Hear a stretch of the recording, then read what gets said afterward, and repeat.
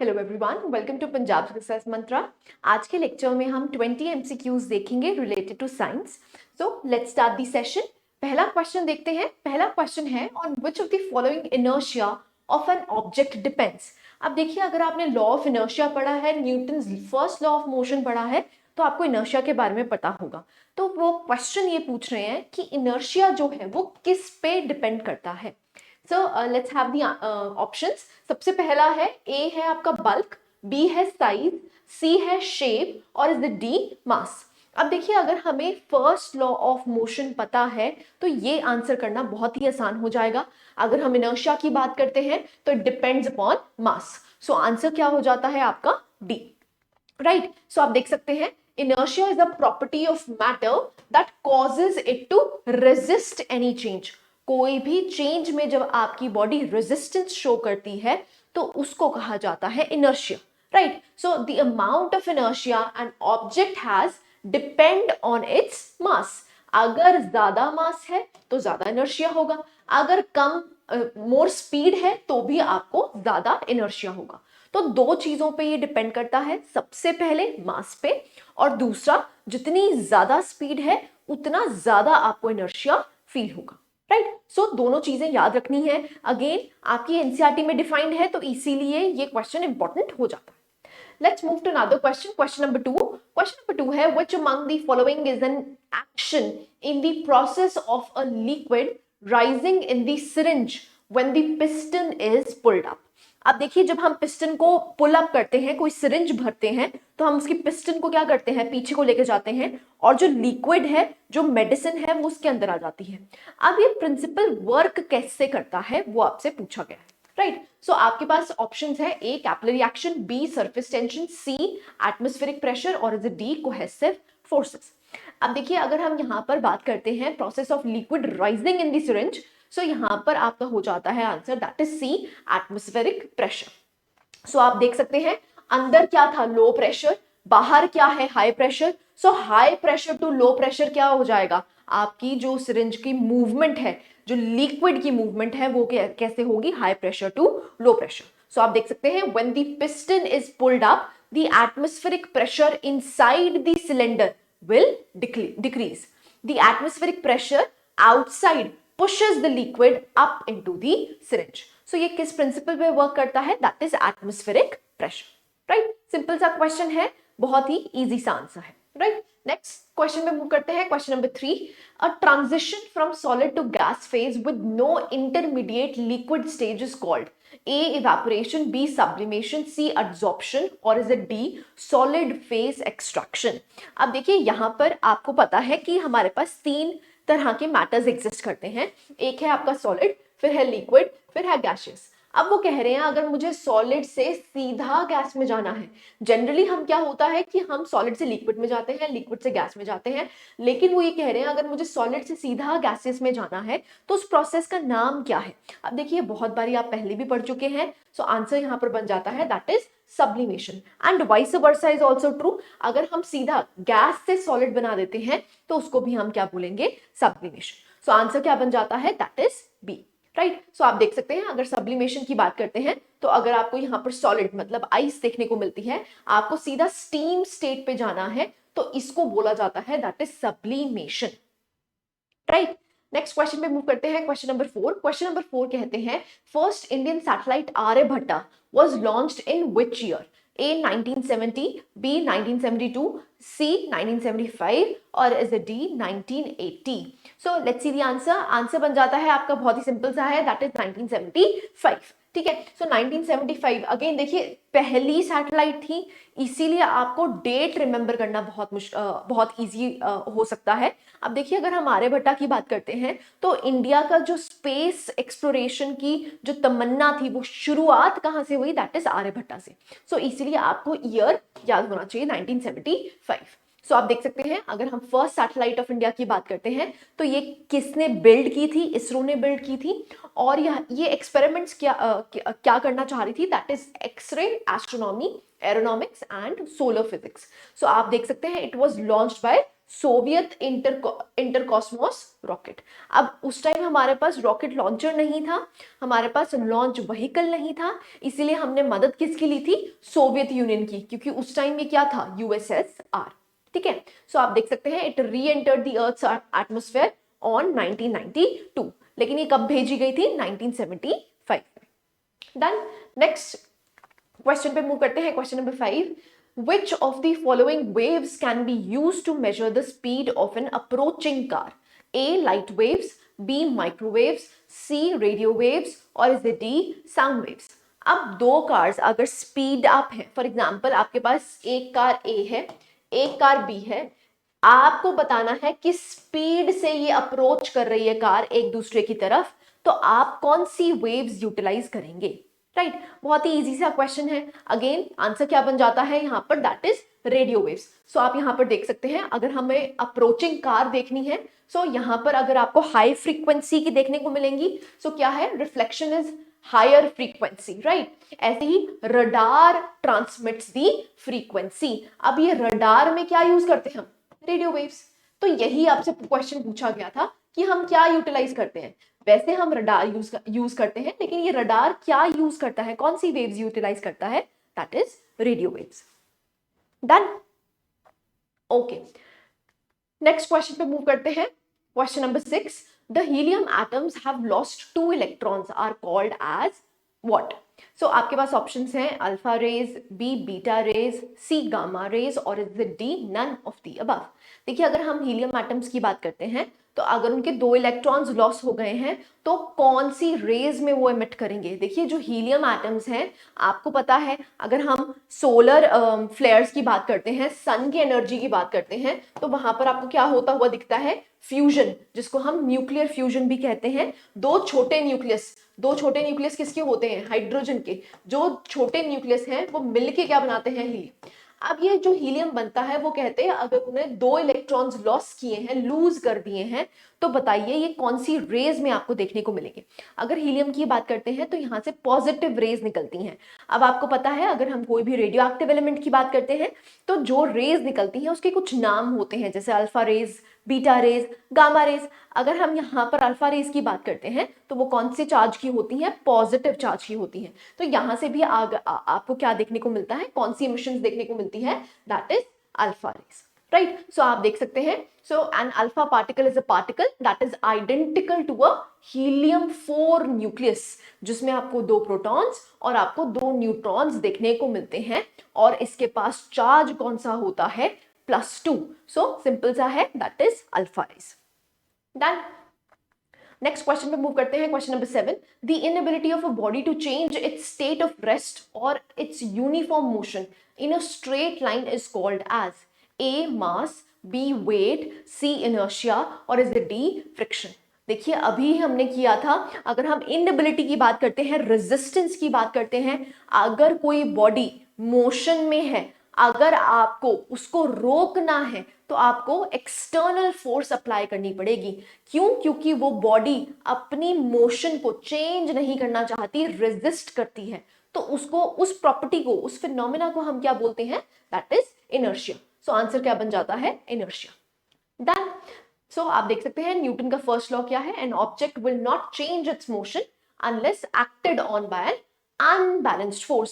सो जब तक आपके पास एक अनबैलेंस्ड फोर्स नहीं होगी, तब तक वो बॉडी अपनी स्टेट चेंज नहीं करेगी, चाहे फिर वो मोशन की स्टेट हो, चाहे फिर वो रेस्ट की स्टेट हो, राइट। नेक्स्ट क्वेश्चन पे मूव करते हैं, क्वेश्चन नंबर 8। क्वेश्चन नंबर 8 है, which among the following is true about latent heat? अब देखिए, लेटेंट हीट क्लास 9th की एनसीईआरटी से लिया गया क्वेश्चन है।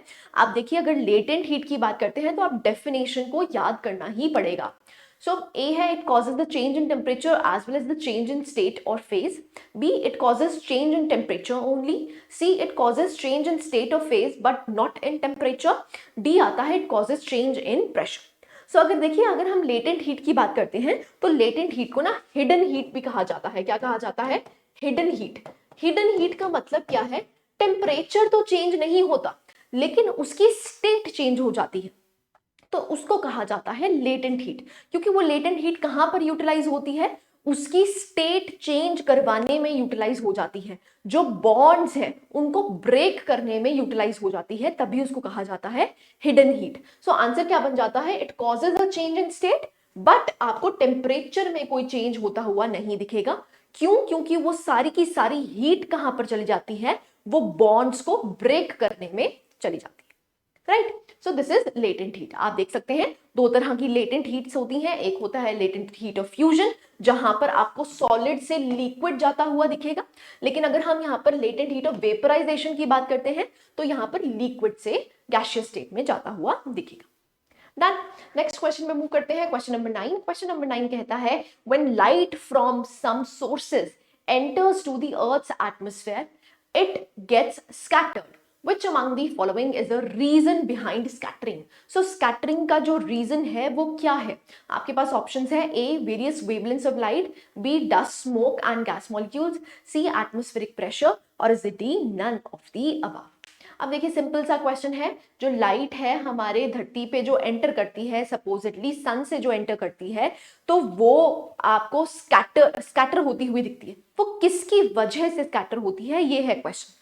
सो अगर आंसर की बात करते हैं आपको पता है that is dust, smoke and gas molecules. अगर ये ना होते तो यहाँ पर स्कैटरिंग ऑफ लाइट आपको देखने को नहीं मिलती, जिसकी वजह से आपको क्या देखने को मिलता है कि जो हमारा स्काई है वो क्या है, blue in colour, right. So अगर ये चीजें नहीं होती, डस्ट, स्मोक, गैस मॉलिक्यूल्स नहीं होते तो ये जो एटमॉस्फेयर है हमें ब्लू कलर का नहीं दिखता। सो स्कैटरिंग किसकी वजह से है, डस्ट, स्मोक, गैस मॉलिक्यूल्स। ठीक है जी। नेक्स्ट क्वेश्चन पे मूव करते हैं, क्वेश्चन नंबर 10। क्वेश्चन नंबर 10 है which among the following is true regarding sound waves. So sound waves के रिगार्डिंग आपको ट्रू स्टेटमेंट बतानी है। They are longitudinal waves and material medium is not required for the propagation. They are transverse waves and material medium is required for the propagation. They are longitudinal waves and material medium is required for their propagation. Or is it D? They are transverse waves and material medium is not required for their propagation. सो बहुत ही simple सी बात है। अगर हम यहाँ पर आपके sound waves की बात करते हैं तो ये कौन सी वेव्स होती हैं, ये लॉन्गिट्यूडनल वेव्स होती हैं और it requires a material for its propagation. अगर आप वैक्यूम में खड़े हैं तो आप जितना मर्जी चिल्ला लें दूसरे बंदे को नहीं सुनाई देगा, क्योंकि यहाँ पर प्रोपगेशन के लिए आपको क्या चाहिए, मीडियम चाहिए, चाहे फिर वो गैसियस हो, चाहे सॉलिड हो, चाहे लिक्विड हो। सो आंसर यहाँ पर बन जाता है सी, क्योंकि ये क्या है, लॉन्गिट्यूडनल वेव्स है और इनको जरूरत है किसकी, मटेरियल की, चाहे फिर वो सॉलिड हो, लिक्विड हो, गैस हो। ठीक है। So they require a medium to travel. Done. So आप देख सकते हैं यहाँ पर आपको देखने को मिलता है दो आपको रीजन्स देखने को मिलते हैं, regions of compression, regions of rarefaction. So आपके पास रेयरफैक्शन और कंप्रेशन की वजह से ये मूवमेंट होती है मॉलिक्यूल्स की। ठीक है। सो इन वेव्स को कहा जाता है, they are known as longitudinal waves. So ये लॉन्गिट्यूडनल वेव्स है और ये क्या है, आपको इनकी और प्रॉपर्टी क्या देखने को मिलती है। सो यहाँ पर बैकवर्ड रिटार्डेशन होती है and it creates a low pressure area, जिसको हम रेयरफैक्शन कहते हैं। Done.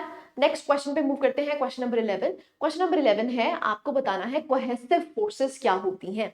So A the force of attraction between the molecules of the same material, B the force of attraction acting between the molecules of different material, C the force of attraction acting between the atoms of the same material, or is it D none of the above? अब देखिए cohesive adhesive forces आप बहुत बारी पढ़ चुके हैं, उसकी simple definition पूछी हुई है। सो अगर हम कोहेसिव फोर्सेस की बात करते हैं तो वो क्या है, they are the force of attraction acting between the molecules of the same material। Same material अगर एग्जिस्ट करता है उनके बीच में जो फोर्स ऑफ अट्रैक्शन होती है उनको कहते हैं कोहेसिव फोर्सेस। अगर डिफरेंट मटेरियल्स में फोर्स ऑफ अट्रैक्शन की बात करते हैं तो उनको क्या कहा जाता है, adhesive forces, right. So that is the difference between cohesive and adhesive, right. So अगर आप देख सकते हैं कोहेसिव में क्या है, intermolecular forces that binds similar molecules, similar molecules. ठीक है। ऑन द अदर हैंड अगर हम यहाँ पर अधेसिव फोर्सेस की बात करते हैं that bind a substance to a surface, surface से जो बाइंड करते हैं उसको कहते हैं हम adhesive forces. Done. Next question पे मूव करते हैं, क्वेश्चन नंबर 12। क्वेश्चन नंबर 12 है which of the following term denotes the internal reaction force per unit area developed as a result of applied external force. उसको हम क्या कहेंगे, force per unit area को। Simple सा question है। A stress, B friction, C moment of inertia, और is it D tension? देखिए अगर हम यहाँ पर फोर्स पर यूनिट एरिया की बात करते हैं so it is stress, right? तो आंसर बन जाता है स्ट्रेस। सिंपल सा है क्वेश्चन। यहाँ पर आप इसको प्रेशर भी बोलते हैं, pressure is equal to force upon area. Done. Next question पे मूव करते हैं। Question number 13। क्वेश्चन नंबर 13 है the value of acceleration due to gravity is A minimum at equator and maximum at poles, B maximum at equator and minimum at poles, C equal at poles and equator, और is it D none of the above? देखिए यहाँ पर value of acceleration due to gravity की बात कर रहे हैं तो यहाँ पर हम स्मॉल g की बात करते हैं। अब देखिए अगर हम धरती की बात करते हैं तो धरती ना it is flattened at the top and bulged out from the centre. Bulged out from the centre की बात का मतलब क्या होता है? अगर हम यहाँ पर इक्वेटर पे डिस्टेंस देखते हैं, रेडियस देखते हैं, वो ज्यादा होगा एज कंपेयर टू ये, राइट? तो जितना ज्यादा आपको रेडियस होता हुआ दिखेगा उतनी कम वैल्यू आपको एक्सेलरेशन ड्यू टू ग्रेविटी की देखने को मिलेगी। सो अगर आप कह सकते हैं जो एक्सेलरेशन ड्यू टू ग्रेविटी है it is inversely proportional to the distance between the centre. So जितना ज्यादा डिस्टेंस होगा उतना आपको force of gravity, acceleration due to gravity कम देखने को मिलेगी। सो यहाँ पर आंसर क्या बन जाता है? अगर आंसर की बात करते हैं that is A minimum at the equator and maximum at poles, क्योंकि यहाँ का डिस्टेंस कम है। सो यहाँ का अगर डिस्टेंस कम है, मैंने आपको बताया इट इज इनवर्सली प्रोपोर्शनल। सो अगर ये इनवर्सली प्रोपोर्शनल है, अगर रेडियस कम है तो एक्सेलरेशन ड्यू टू ग्रेविटी क्या होगी? ज्यादा, राइट? सो आप यहाँ पर देख सकते हैं अगर हम वेइंग स्केल लेके जाते हैं तो नॉर्थ पोल पे या साउथ पोल पे, पोल्स पे आपको वेट मैक्सिमम देखने को मिलेगा। लीस्ट कहां देखने को मिलेगा? That is at equator, right? So it depends upon the distance. Done. Next question में मूव करते हैं। Question number 14। Which among the following kinds of glass is used generally in making of the bullet proof screens? So bullet proof screens में glass कौन सा utilise करते हैं हम? A pyrex glass, B Jenna glass, C reinforced glass, और is the D flint glass? सो अगर हम यहाँ पर देखिए अगेन ये फैक्चुअल सा क्वेश्चन है, जो चीजें फैक्चुअल हैं आपको एज इट इज याद रखनी पड़ेंगी। सो अगर हम बुलेट प्रूफ स्क्रीन्स की बात करते हैं तो यहाँ पर कौन से ग्लास यूज होते हैं? That is reinforced glasses. अब देखिए साइंस के वही क्वेश्चंस पिक किए जाते हैं जो आप रोजमर्रा की जिंदगी में देखते हैं। सो जो भी आप वीवीआईपी की गाड़ियां देखते हैं वो सारी बुलेट प्रूफ होती हैं। सो जो भी आपकी बुलेट प्रूफ स्क्रीन्स हैं वो किस ग्लास से बनी हुई है? That is reinforced glass, right? Next question में मूव करते हैं। Question number 15। The term isopycnic is most closely defined by which among the following? A, two places with the same atmospheric pressure, B, two liquids with same viscosity, C, two liquids with same density, और is it D, two places with same temperature? देखिए अगर तो हम यहाँ पर आइसोपिकनिक की बात करते हैं तो डी तो नहीं हो सकता, क्योंकि अगर हम टेम्परेचर की बात करते हैं तो वहां पर कुछ ना कुछ आपको थर्मो से रिलेटेड देखने को मिलेगा, राइट? अगर हम यहाँ पर आइसोपिकनिक की बात करते हैं, again a factual question, so यहाँ पर आंसर बन जाता है two liquids with the same density, जिनकी डेंसिटी सेम है उनको हम कहेंगे isopycnic, right? Again a factual question, you have to remember. Next question पे मूव करते हैं। Question number 16। क्वेश्चन नंबर 16 है which year the government of India launch the integrated guided missile development programme? अब देखिए जब अगर हम अपने एक्स प्रेसिडेंट की बात करते हैं तो वहां पर आपको देखने को मिलेगा जो हमारे एपीजे अब्दुल कलाम थे, उन्होंने इसको स्टार्ट किया था। उनको मिसाइल मैन ऑफ इंडिया भी कहा जाता है, इसीलिए कहा जाता है क्योंकि उनकी इंटरवेंशन से ही ये जो प्रोग्राम है इसको लॉन्च किया गया था। तो आपसे इसका ईयर पूछा जा रहा है। ए है 1981, बी है 1983, सी है 1990, और इज इट डी 1999?